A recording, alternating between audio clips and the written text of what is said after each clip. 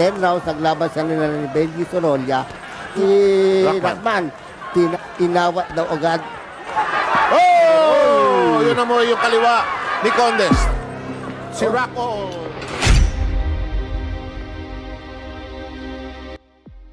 Matapos ang dalawang magkasunod na knockout win mula sa bayan na kaniyang sinilangan, ang pambato ng Indonesia at isang world champion na si Muhammad Rahman ay kinailangan nitong depensahan sa ikalimang pagkakataon ang kaniyang IBF title kontra sa isa nating kababayan na si Florante Condes. Siya ang binansagang Little Pacquiao ng Romblon dahil sa mga istilong ipinapakita nito kapag nasa ibabaw na ng lona.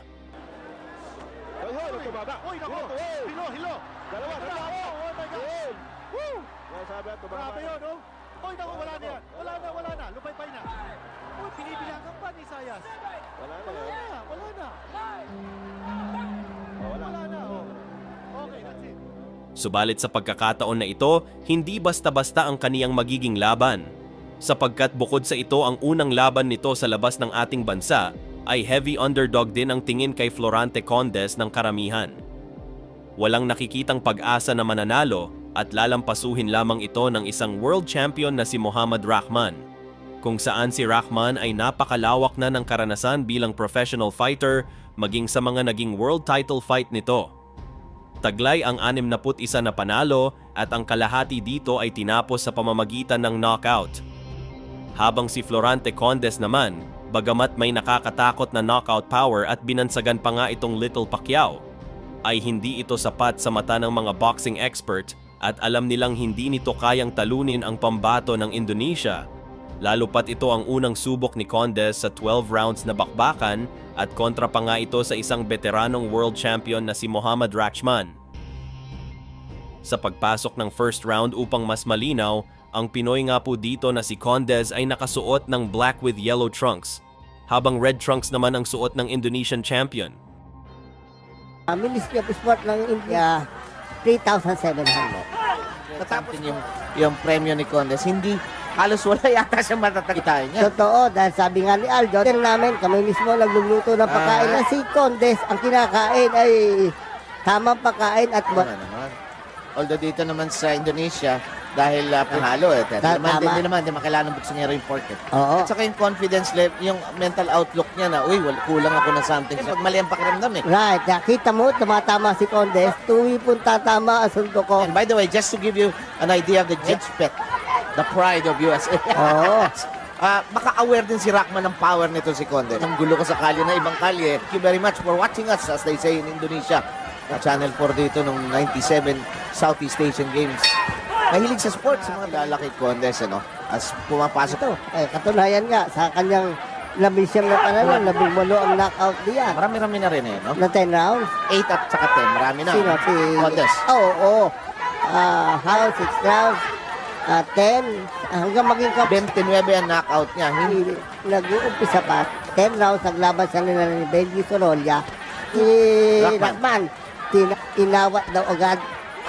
Oh! Yun na mo yung kaliwa ni Condes. Si Rocco, naalog mo naalog. Oo. Pero Ang mukhang- tamang yun, ha? Pero mukhang nakakatayo pa. Naalog, ha? Pero pag tama sa kanya ni Condes, bumagsak siya. Siguro nakaramdam pa siya ng hilo, lumuhod ulit siya eh. Ito dito deadly si Condes. Pag nakatikim ng masarap na suntok, tuloy-tuloy ito. Oo. At tingnan mo naman, ha? Ang follow-up ni Condes, talaga namang... Ay, walang tigil. Oo. Pero matapang yung Rahman, oh. Alam mo, siya pa rin yung hometown boy. Oo, dahil nga kumounter yung Rahman, tinamaan po ulit sa katawan ng kalawa, oh. That left years. I'm sure maraming plano para kay Condes. Although Rahman here, medyo nakaka-remate. Oo. Kaya little pack ba ang tawag sa kanya? Walang masama doon. Tama eh. Pagluhod eh. At tatayo, lumuhod uli eh. Oh, yes. For that matter, Thailand, Indonesia, Philippines, itong timbang na to at hanggang bandang yung weight ni Pacquiao. Oh, yung buwelo si Condes. Kaya nagtatamaan po si Rahman doon, oh. Pero matapang yung Rahman. Matapang. Despite nagaling siya sa knockdown kanina, oh. Kumapalit po. Yung Rahman, matapang na din talaga. Oh, pero kailangan po natin isuntok para tayo manalo. In the meantime, Conde wild at this point as he's trying to set up his prey. Rockman is trying to look. Nasa ulo palagi ng isang boksingero pagdayo. Wala. Wow. Kasi Ito po. exposed sila sa danger. Oy, Bob.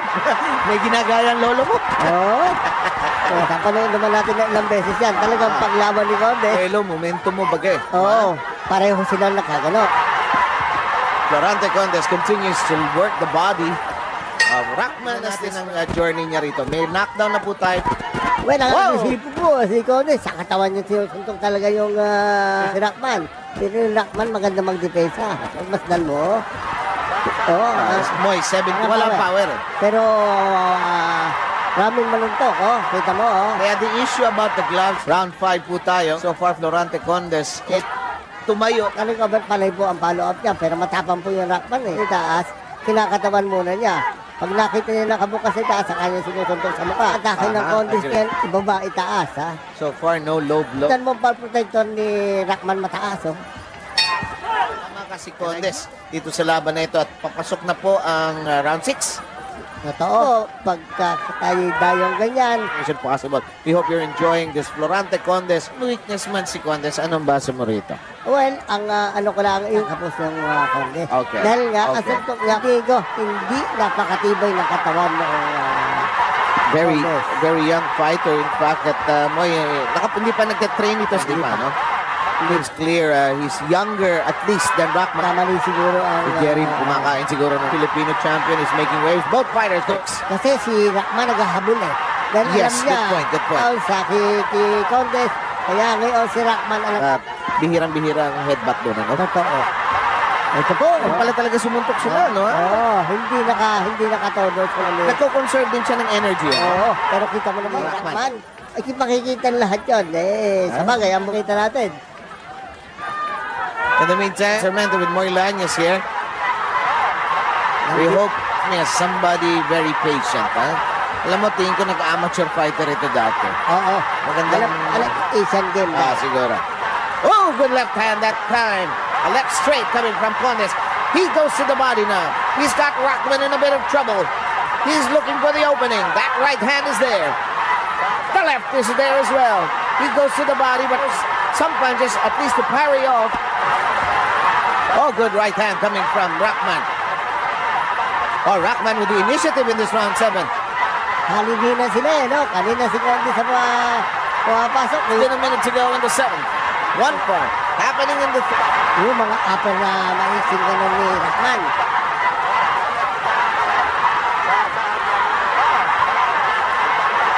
Yung mga sunggit ni Conde sa katawan, no?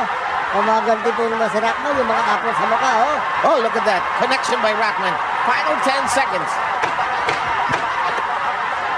Very close to the round. Rockman is doing a good job of at least counter-punching possible of the IBF mini flyweight. Ano yung buong pangalan, ano ha? Against Florante ba siya? Binangonan? Binangonan. Marami na rin ba siyang boksingero? Marami. Ang sikat ng boksingero. Boy, sino yung nakadilot, parang interesado Yun yung po ang ministry. Kaya po natuloy lang ang imong bigote. Yung laban na yan ang sumagot sa premyo ng Indonesian government. Dahil fresh as a daisy, actually. Although Rockman is trying to bore him. He gets tagged. Condes has been hit in this fight. Maraming nahabol dito si Rockman dahil nga ang nasa ulo nila.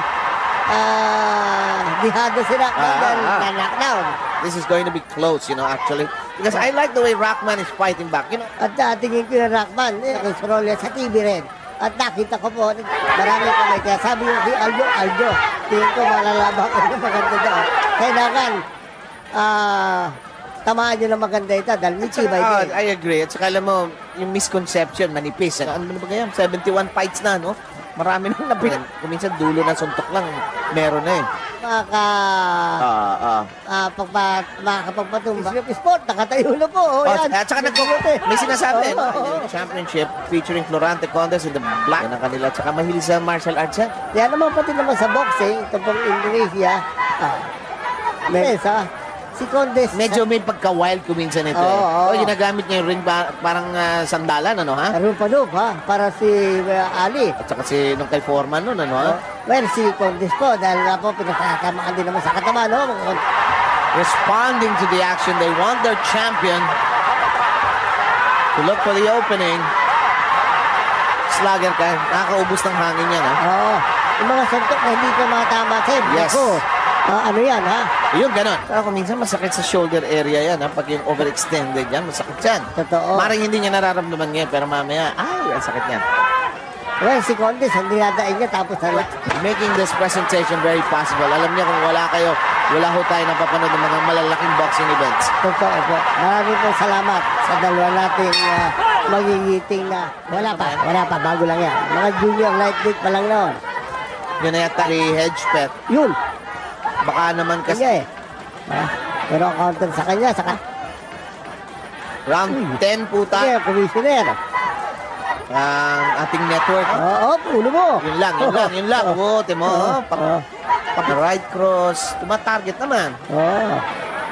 Yun, tinamaan ng isa right hook. Ang bilis, ano? Oo, Ang bilis. Nagwo-worry na ngayon yung mga kababayan ni Rockman. Oo. Binilangan. Oo. Second knockdown. Tinamaan po na sa right hook eh. Mabilis po ang nangyari na bumagsak po si ano. Ito na. Lusob na si Condes, ano? Oo. Pero tinatawag sa ni Rockman, sige, punta ka dito. Oo. Mas mabigat yung knockdown ng third kesa rito. Oo, Ito may oo. gulat lang ito, eh. Oo. Third down, kaliwa eh. Nakakaibigan kung mapapanood yung kabuuan nito.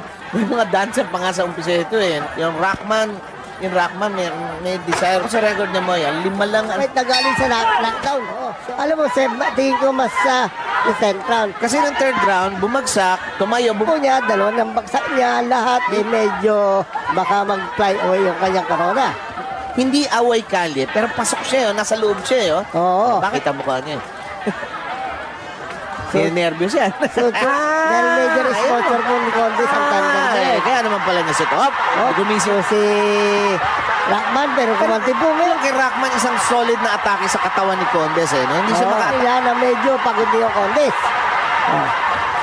ng katawan, eh. Steady. Oo. Rocksting Ministro of Sports, eh. Nagka 5 million rupiah. Rupiah. Equivalent ho ata no, mga 50. Gusto ko dyan, eh. Uy, tinamaan po doon si Rockman na isang maganda. It's back, actually. At saka, nasa ulo ni Condes, counter na lahat. The tradition in boxing as the final round is underway.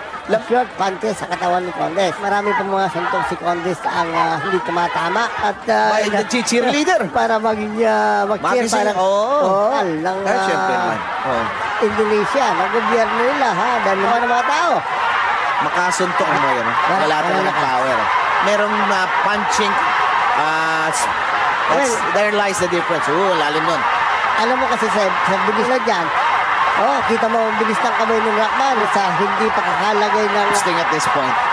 Oh yes, Line of judges, I don't think anything on that sort will happen yet. sisigaw po si Aldo Haro doon sa corner. Either to just coast along Cristobal, as they say. At tingin ko itong last round. Alam mo yun, ng 1950s? Oo. Halos hindi sinusundo. Nasa akin yan kung fair ang mga judges. Yes, and if you do that in Las Vegas, the Vegas judges don't like that. Yes. Ayaw nila yun. Yes. Undercard ni Pacquiao. Kumagat ulit. Okay. So that'll do it for this fight, and in a very sporting gesture, both fighters embrace at the center of the ring. Looks like as we...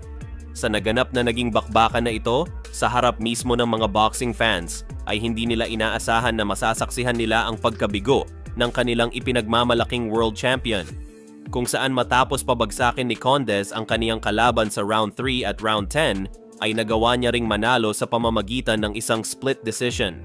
Isang napakalaking upset win ang ginawa dito ni Florante Condes at itinanghal din siyang bagong IBF minimum weight world champion. For Condes. And winning by split decision victory, the new champion. Ayun na. The IBF Medium Flyweight Champion of the world. Yung bagal nung basa nung... Oo. Nanganasa From niya the po. Philippines, Ang suspension po. Nagdidiwang na po. Sina Aldo Haro, si Frankie Haro, si Atty. Mendoza.